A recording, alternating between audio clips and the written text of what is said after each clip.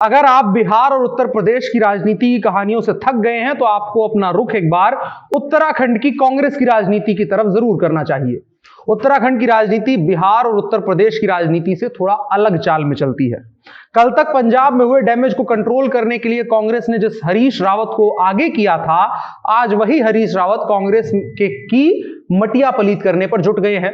हरीश रावत उत्तराखंड के पूर्व मुख्यमंत्री हैं और उनका एक अभी ट्वीट आया है जिसने उत्तराखंड की राजनीति में कांग्रेस की मुश्किलें और बढ़ा दी हैं। पहले से उनके पास बंपर मुश्किलें लदी हुई हैं और उनका ट्वीट जो है वो सिर्फ हरीश रावत के दर्द दिल को बयान नहीं करता है, बल्कि अगर उसका कमेंट बॉक्स देखेंगे तो पता चलेगा भारतीय राष्ट्रीय कांग्रेस के कई दिग्गज नेता उसी दर्द को महसूस कर रहे हैं। कांग्रेस के कथित विरोधी या विद्रोही दल जिसको G23 कहा जाता है, उनके नेताओं की टिप्पणी ध्यान देने लायक है।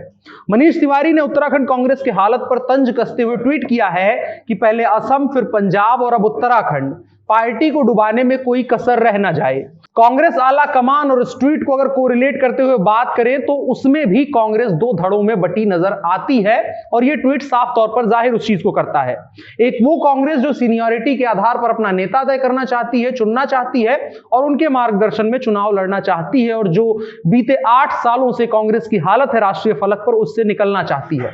इसके अलावा एक और कांग्रेस है जो प्रियंका गांधी और राहुल गांधी के नेतृत्व को स्वीकार करते हुए अपना कोट अनकोट प्रोग्रेसिव कांग्रेस बनाना चाहती है, जिसका हमने एक नजारा उत्तर प्रदेश में देखा है। और साथ ही 2017 के चुनाव में हमने कांग्रेस के नए नवेले नेता राहुल गांधी और प्रियंका गांधी के द्वारा समाजवादी पार्टी के साथ किया गया प्रयोग देखा है। हालांकि वो विफल रहा, लेकिन इस तरीके से कांग्रेसी नीति के हिसाब से नहीं था जिसमें कांग्रेस सेकेंडरी पार्टी के तौर पर चुनाव लड़ रही थी, जो कि कांग्रेस की अमूल चूल जो विचारधारा है उससे अलग है।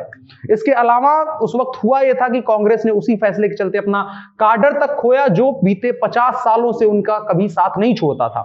इसको लेकर के अयोध्या के पूर्व सांसद और प्रदेश कांग्रेस के पूर्व अध्यक्ष निर्मल खत्री ने एक लेख में लिखा था कि कांग्रेस ने 2017 के चुनाव में अपना बचा खुचा काडर भी अपनी गलतियों की वजह से खो दिया।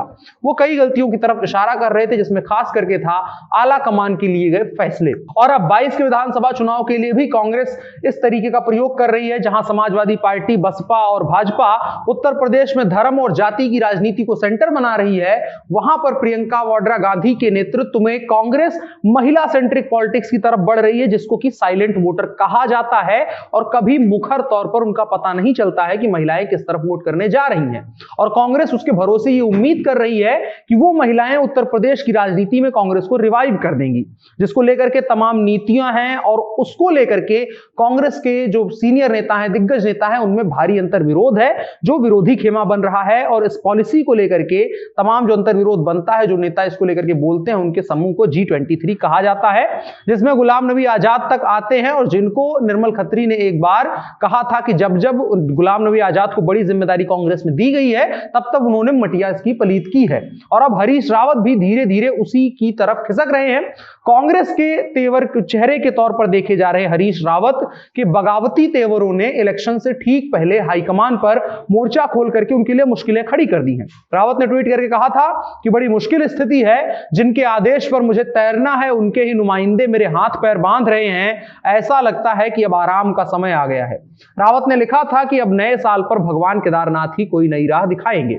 इस पर आज सुबह से ही मीडिया वालों ने उनसे सवालों की बौछार कर दी, लेकिन वो लगातार कुछ भी बोलने से इनकार करते रहे। रावत ने कहा, समय जब आएगा तब मैं हर चीज आपके साथ शेयर करूंगा। यदि मैं आपसे बात नहीं करूंगा तो फिर किससे कहूंगा, मैं आपसे बात जरूर करूंगा।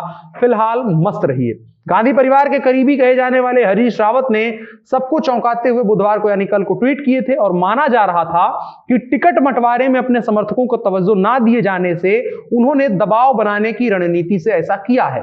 कुछ वक्त पहले पंजाब में कैप्टन अमरिंदर और नवजोत सिंह सिद्धू के बीच की रार को थामने में जुटे हरीश रावत का यह कदम चौंकाने वाला था।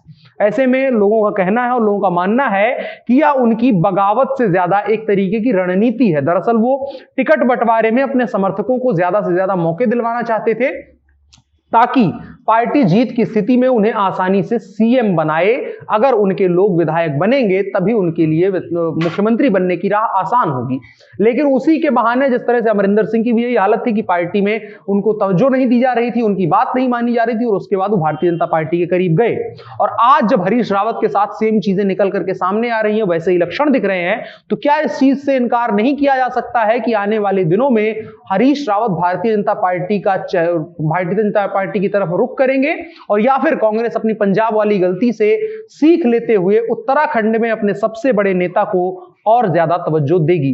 देखने वाली बात होगी ये क्या कुछ होता है इसको लेकर के, क्या कुछ अपडेट होता है, क्या कुछ आगे बढ़ता है मामला, वो देखने वाली बात होगी। आपकी क्या राय है इस चीज को लेकर के कमेंट बॉक्स में बता सकते हैं। मेरा नाम अनुराग मिश्रा है, आप जनता जंक्शन देख रहे हैं, कैमरे पर मेरे साथ ओम प्रकाश हैं। शुक्रिया।